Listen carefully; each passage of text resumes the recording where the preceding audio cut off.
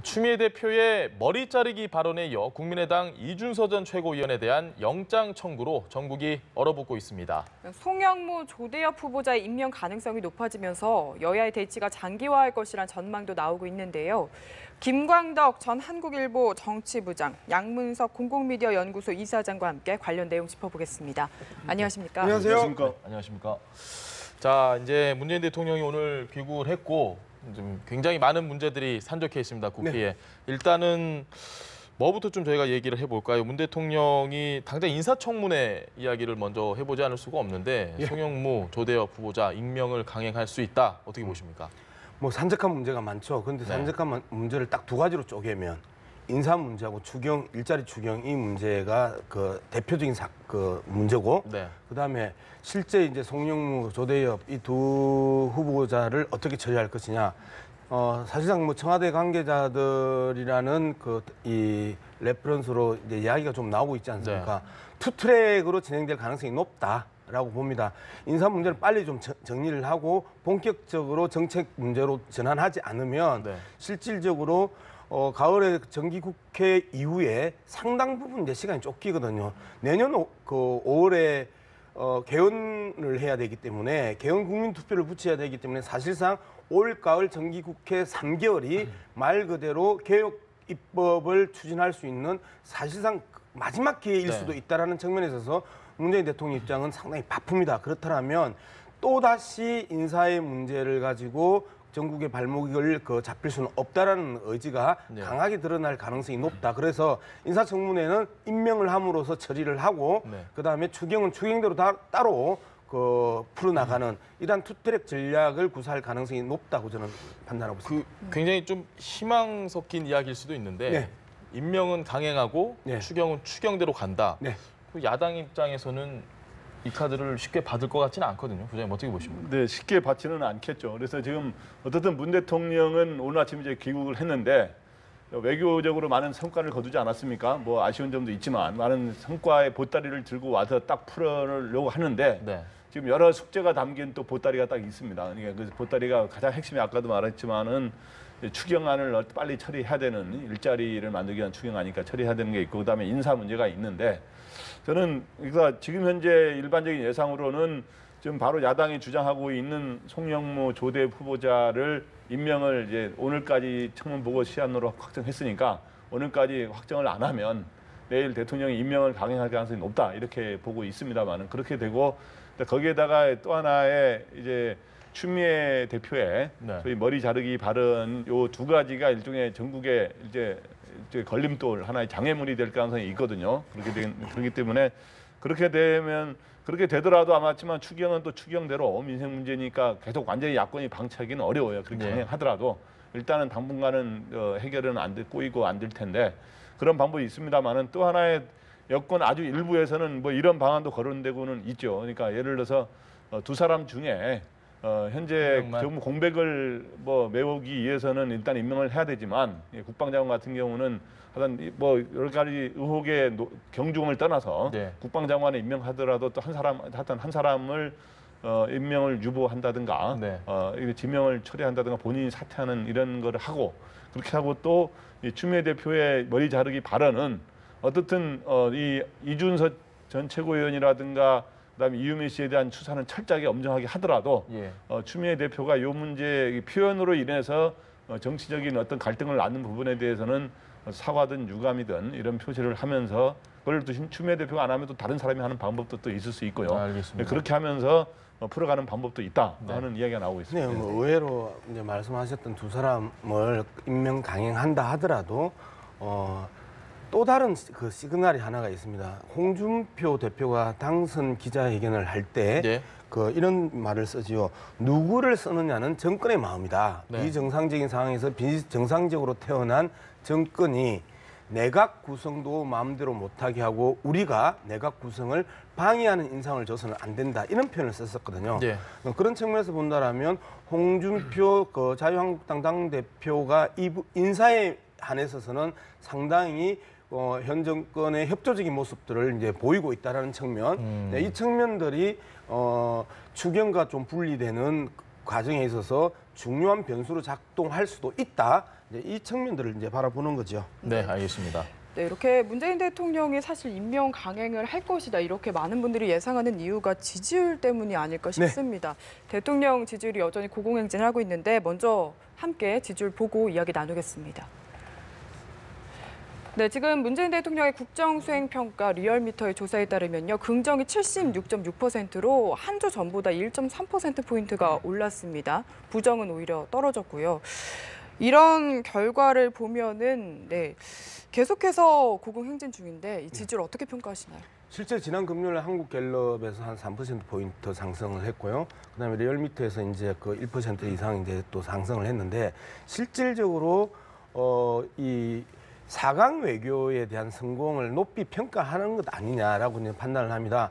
지난 6개월 동안에 박근혜 대통령 탄핵 국면 동안에 정상 외교가 사실상 그 부재했단 말이에요. 그리고 6개월 만에 그 미중 러일의 그 주변 4강 정상 외교를 무난하게 그 처리한 문재인 대통령의 그 평가들이 그 이제 국민들의 지지율로 이제 표현이 되고 있다.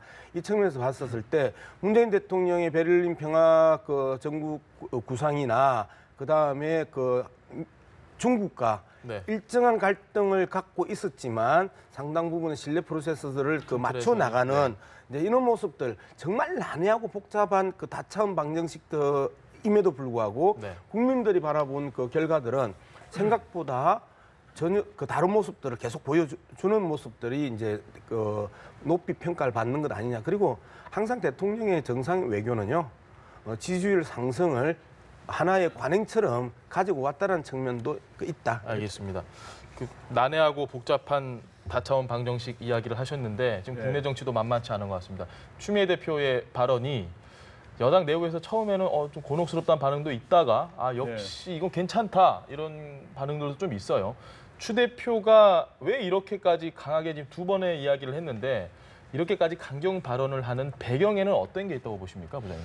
일단 추 대표의 발언에 대해 아까 반응을 이야기했는데 처음에는 이게 이제 국민의당을 자극해서 여야 관계를 꼬이게 하기 때문에 너무 앞서 나간 너무 무리한 발언 아니냐 이런 식으로 해서 소위 우원식 원내대표도 곤혹스럽다라는 표현을 썼었죠. 그런데 이거에 대해서 문재인 대통령의 적극적인 지지자들을 중심으로 오히려 우원식 원내대표한테 문자 폭탄에 가까운 왜 이렇게 하냐 하면서 오히려 그런 추미애 대표의 발언이 문제 정리기를 제대로 한 거 아니냐라는 주장도 사실 여권에는 있습니다. 그래서 그런 상황에서 추미애 대표는 이 국민의당의 사과 요구에도 불구하고 오히려 두 번째 발언에서는 더 세게 미필적 고의 발언도 하고 이 오히려 북풍 조작에 버금가는 거다라고 이렇게 하고 있는데 일단 처음에 이렇게 할 때는 추미애 대표는 저는 뭐 아주 뭐 대단한 전략을 갖고 한 발언은 아니라고 보고요. 일단 첫 번째는 이 문제가 대선과 선거에 관련된 일종의 가짜 뉴스 아닙니까? 이게 엄청난 결선 결과에 영향을 줄 수도 있는 상황이었기 때문에 이런 거를 적극적으로 수사를 해야 된다라는 뜻이 하나 있었던 것이고 또 하나는 이게 이번 기회에 좀 뭐 적극적으로 그런 생각을 가진 건 아니지만 이번 기회에 국민의당의 문제를 반드시 부각을 시켜서 어느 정도의 나중에 정계 재편할 가능성이 현재는 당장 하지 않더라도 나중에 지방선거를 앞두고라든가 이런 변화 과정에서 뭔가 이 민주당이 주도할 수 있는 이런 기반을 다져놓자 이런 생각이 좀 있었을 텐데 두 번째 세게 나간 이유는 여기서 물러서 가지고 사과를 하거나 하면 본인의 리더십이 아주 결정적으로 흔들리는 상황이 올 수가 있어요. 그리고 또 추미애 대표가 추다답지 않다.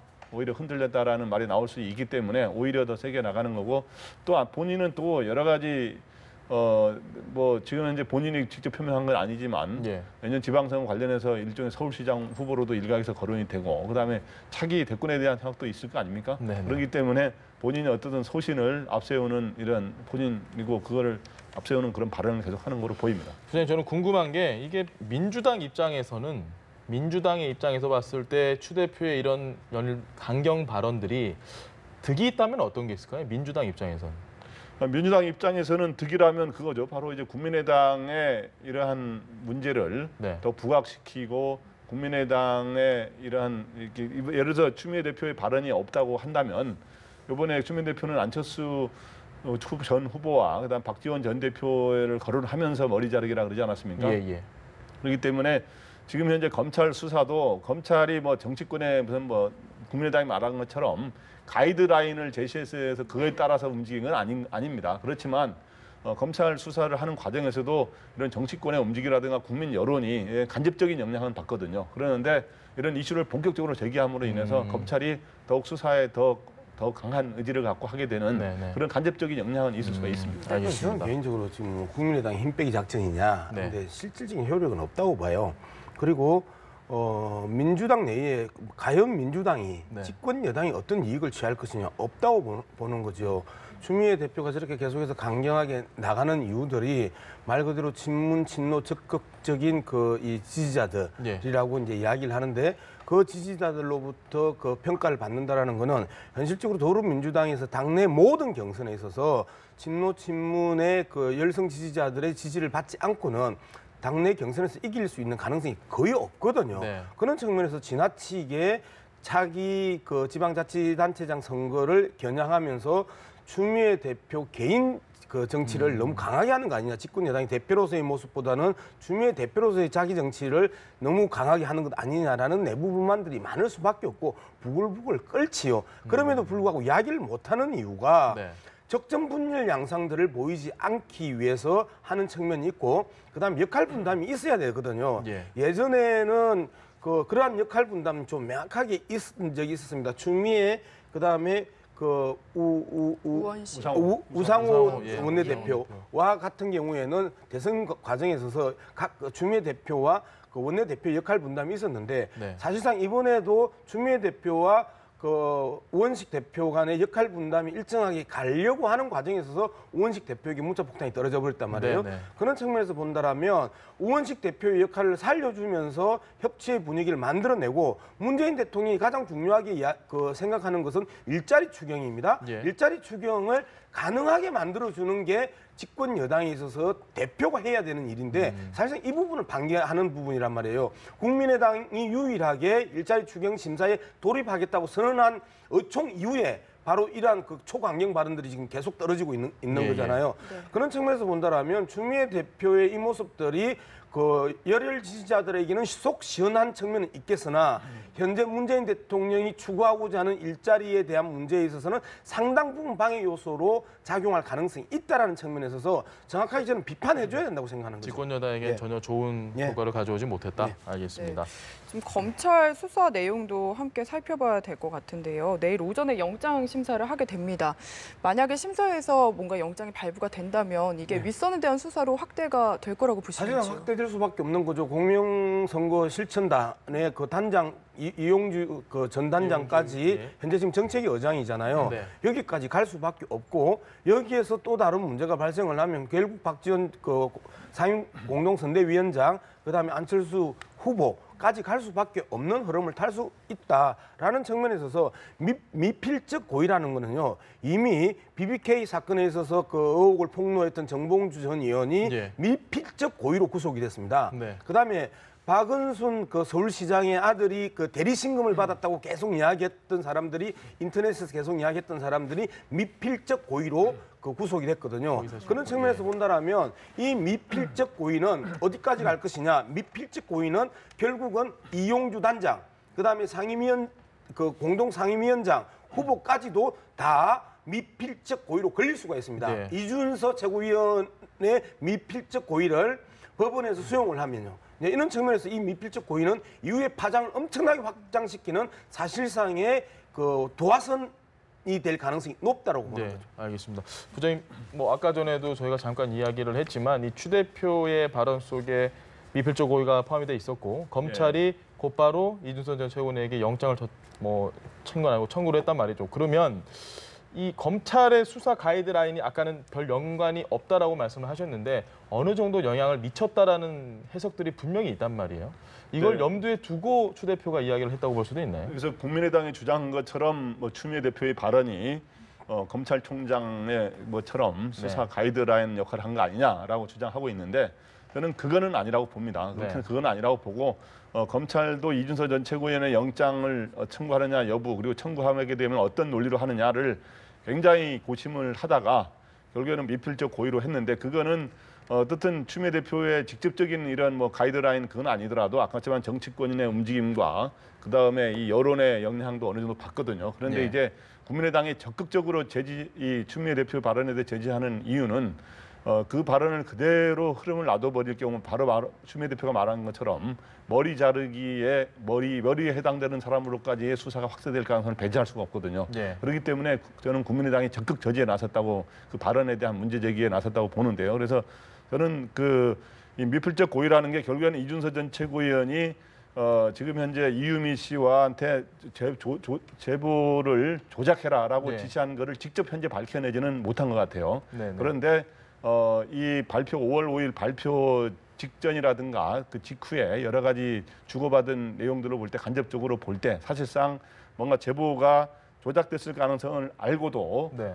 그리고 부실한 걸 알고도 미필적 고의로 그거를 공개하게 한 게 아니냐라고 그리고 당에 그 자료를 주고 이런 게 있는데 결국에는 내일 그 영장실질심사에서 결과가 어떻게 나오느냐에 따라서 네. 만약에 이제 영장실질심사에서 이제 법원이 그걸 받아들이게 되면 구속을 받아들이게 되면 이걸 더욱 윗선으로 그 국민선거 추진단을 책임을 맡았던 이용주 의원과 예. 그리고 경우에 따라 안철수 박지원 대표로의 전 대표의 수사가 확대될 가능성이 있는데 만약에 내일 영장 발부가 되지 않고 기각이 된다면 그거는 이준서 전 최고위원 전후선에서 예. 수사가 마무리될 가능성이 있다. 오히려 면죄부가 될 수도 있는. 면죄부는 아니더라도 네. 그래서 지금 현재 바로 그런 측면에서 지금 이준서 전 최고는 하나의 더 확대가 되느냐 마느냐 하는 어떤 연결고리의 그 측면에 있는 거죠. 네, 알겠습니다. 기로점이다 이런 말씀이신 것 같은데 사실 구속영장 청구까지 어쨌든 됐거든요. 그런데 이런 가운데 안철수 전 대표는 여전히 침묵을 지키고 있습니다. 언제쯤 입장 표명을 할까요?